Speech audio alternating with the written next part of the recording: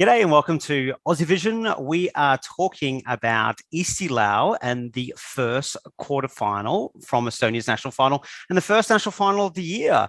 A bit of a weird one because it's all music videos, and I'm joined by Laura, who's covering it for Aussie Vision. Tell us about the format and what you thought of it this morning in the show.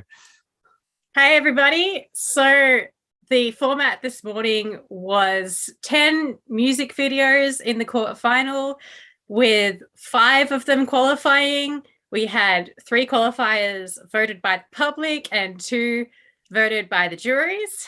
Yeah, it was a really exciting change to the format. Not something I usually see out of Estonia, and something that could work if something like COVID does happen again. That's a good point.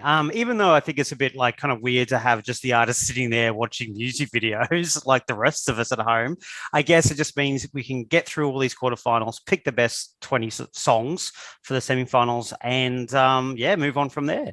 Well, let's talk about some of the qualifiers, Laura. Now, first of all, I thought this was a bit of a surprise. The first one chosen by the public, not necessarily in order, but in the top 3, was Evelin Samuel with Waterfall.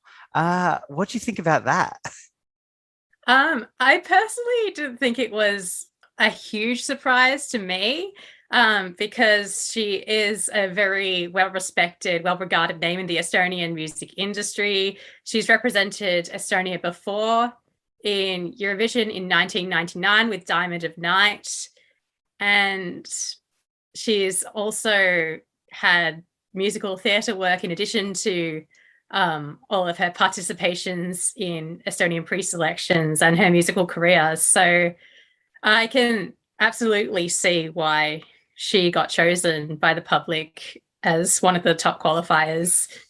Yeah, I thought she might be more the jury choice because of that, being respected in the industry. So, look, but I mean, the public got behind it, and that's fine. And I think you made a good reference, I saw in your tweets, that she kind of has a kind of Kate Miller-Heidke sound for that song. I thought you could almost hear Kate Miller-Heidke singing it. Yeah, you could definitely hear the musical theatre background come through with that song. I really enjoyed listening to it this morning and seeing the music video also. Yeah, well, good on Evelyn for getting through. Next one, I don't think was a much of a surprise.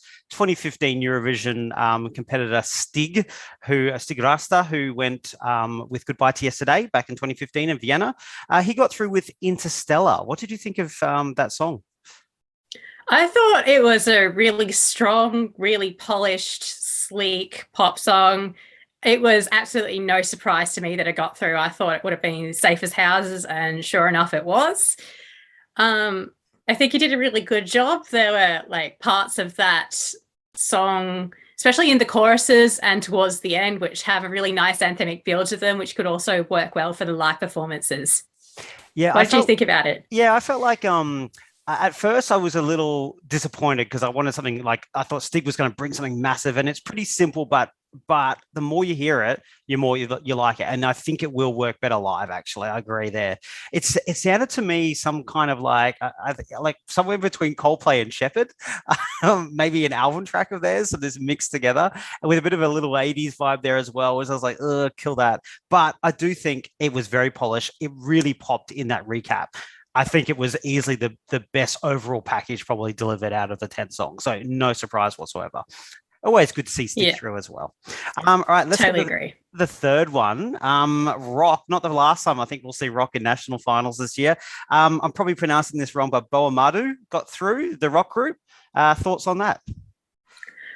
Yeah, personally, it was a little bit of a surprise to me, although the more I think about it, the more I can understand, again, why the public voted for it. They've been around for something like 20 years plus, but they haven't competed in Eesti Laul before. And I think they might have brought over maybe that more casual fan who might like their music, but isn't necessarily like the hugest fan of Eesti Laul. So that's an angle to consider as well. And I think we're seeing the first of Måneskin's impact in the national finals with those rock songs.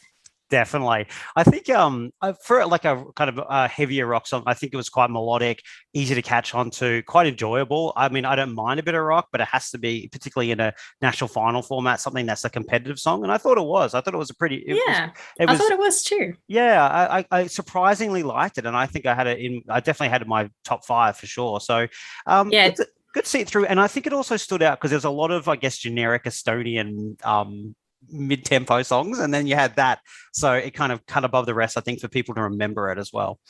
yeah, definitely had those 70s classic rock Triple M vibes to it, definitely. which I can see people getting behind. Now the jury saved 2 songs. Let's start with, is it Maian? Maian, yes. Yeah, Maian. So I saw a lot of people on Twitter really went for this. I was like kind of meh on it. What did you think of it though? I really, really liked Maian. I was Yeah. so happy when her name got announced. I was just like yelling, yes, like really early in the morning. I'm just surprised I didn't wake my family with how excited I was that she qualified. But yeah, I definitely think it's one of those songs for maybe someone my age, definitely the younger demographic. Cheeky. Getting behind it. She is making waves on Spotify. So she's definitely popular with that younger audience. I did frequently see her in like the Spotify Viral 50, Top 50 Estonia lists. So one to watch. I thought love those Latin trap beats. Yeah, and you always get that kind of, I feel like there's always some really great Spotify type songs when you with an Eesti Laul, and I thought, yeah, I did think it was good. I just probably preferred others. But I could definitely start to see on Twitter when there was a lot of the more younger demographic than myself that was like, maybe there is something in that. So I was surprised, but kind of not surprised at the same time. After I would have been surprised if I hadn't seen people like yourself and a few others going, oh, it's great. And I was like, oh, okay, maybe this might get through. The 5th one I thought was like going into it 100%, but kind of a surprise it didn't make the top 3 of the televote. Is Jaagup, I'll say Jaagup with his song. I think when the video sort of came out and they leaked yesterday, everyone was talking up this song big, but hey, it took the jury to save it. What did you think? Yeah, I was kind of surprised that it didn't get through top 3 of the public vote. But I always thought this would be like the jury winner or close to it. And I was right. Thank goodness for those jury qualifiers. Hey, I thought it was a really fantastic song. Another really dramatic, impactful ballad from Jaagup there. And something I really hope does well in Eesti Laul. I think when it comes to live, I mean, it's a challenging song. So if he can pull it off, I think it's one of those songs that will win over the public more once they see a live performance of it, if it does work really well together.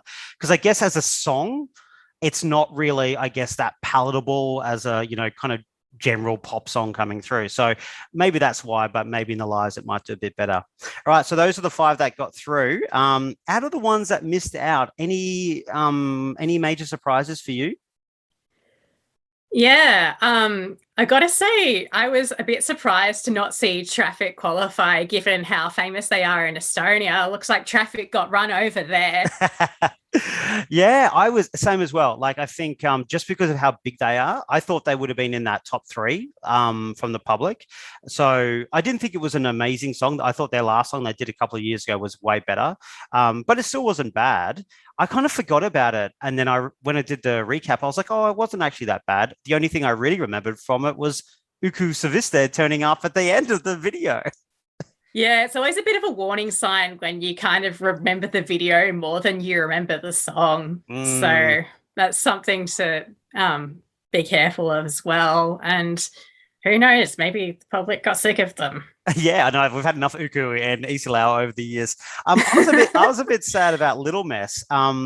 I had doubts about if they'd be able to do this live, but I really liked the song. It gave me very Sugar Babes, early 2000s girl group vibes. Maybe that's just playing to my demographic, but I enjoyed it. And I feel a bit sorry for them because I think they put a good package together. They're not even in the semis.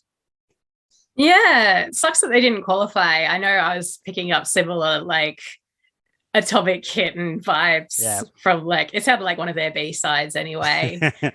Maybe it was a little bit too chilled and low-key for Eurovision as well, and people went with ones that were maybe more impactful to them. That was one thing that was running through my mind as I was watching the music videos. It's like, oh yeah, this is nice. This is chill. Maybe that's a bit too chill for Eesti Laul or Eurovision. Who knows?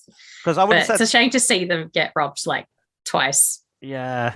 And also like that there was things like the Kaua song and Peter Potter, probably pronouncing wrong. But again, I think they fell into that kind of chilled, nice, good song, but not enough to grab either the jury or tally vote. So I wasn't shocked. I liked both of those songs quite a lot, but didn't love them.